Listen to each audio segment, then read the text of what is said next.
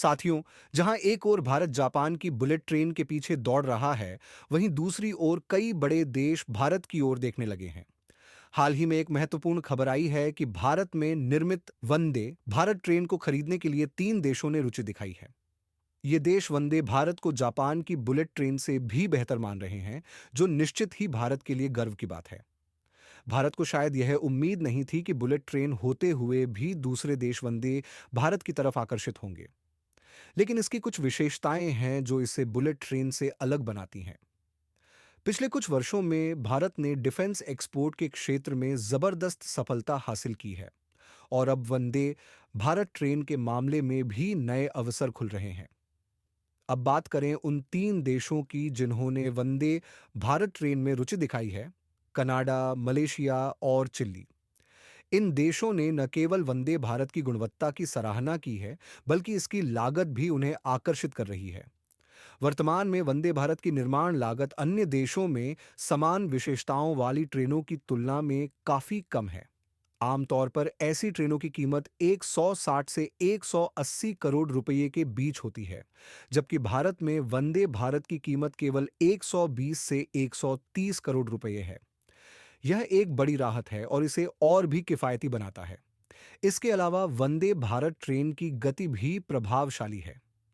ये 100 किलोमीटर प्रति घंटे की स्पीड तक पहुंचने में केवल 52 सेकंड लेती है, जबकि जापान की बुलेट ट्रेन को इसी गति तक पहुंचने में 54 सेकंड लगते हैं। इस तरह वंदे भारत ट्रेन ने अपनी गति के मामले में भी बुलेट ट्रेन को टक्कर दी है। एक और महत्वपूर्ण बिंदु यह है कि वंदे भारत ट्रेन हवाई जहाज की तुलना में 100 गुना कम शोर पैदा करती है।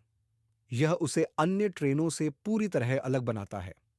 इसके अलावा इसकी इंटीरियर्स को इस तरह से डिजाइन किया गया है कि यह यात्रियों के लिए बेहद आरामदायक हो, लगभग हवाई जहाज की तरह। यही कारण है कि अब यह ट्रेन सिर्फ भारत की पटरियों पर नहीं दौड़ेगी, बल्कि अन्य देशों में भी अपनी पहचान बनाने जा रही है। भारत में वंदे भारत ट्रेन का संचालन तेजी से हो रहा है। फिलहाल 34 वंदे भारत ट्रेनें यात्रियों को तेज और आरामदायक सेवाएं प्रदान कर रही हैं। भारतीय रेलवे ने वंदे भारत ट्रेन को लेकर गंभीरता दिखाई है और इसे जल्द से जल्द अन्य शहरों में चलाने के लिए पूरी तैयारी कर रहा है।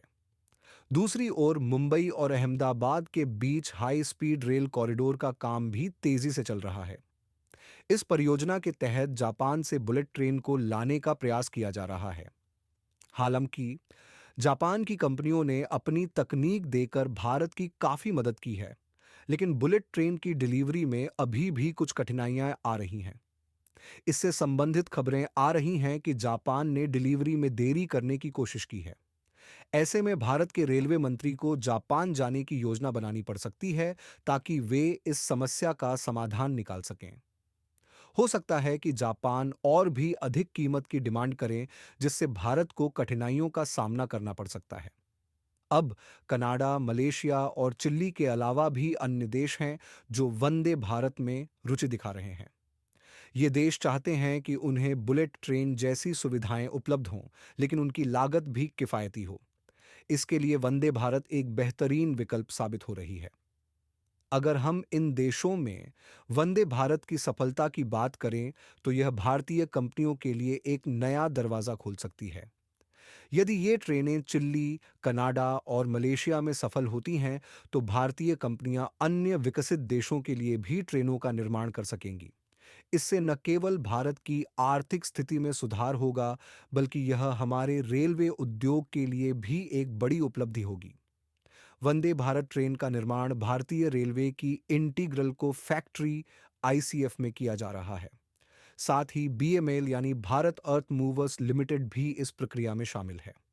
आपको बता दें कि वंदे भारत ट्रेन का डिजाइन और निर्माण प्रक्रियाएं बेहद उन्नत हैं। इसकी सुविधाएं यात्रियों के लिए बहुत आकर्षक हैं, जिससे यह अन्य देशों में भी लोकप्रियता हासिल कर सकती है। क्या आप भी वंदे भारत को दूसरे देशों में दौड़ते हुए देखना चाहेंगे? आपकी राय हमारे लिए महत्वपूर्ण है, इसलिए कमेंट में हमें बताएं कि आप इस बारे में क्या सोचते हैं। अगर आपको हमारा वीडियो पसंद आया हो तो कृपया लाइक और शेयर करें। यह आपकी एक छोटी सी मदद है, लेकिन हमारे लिए बहुत मायने रखती है।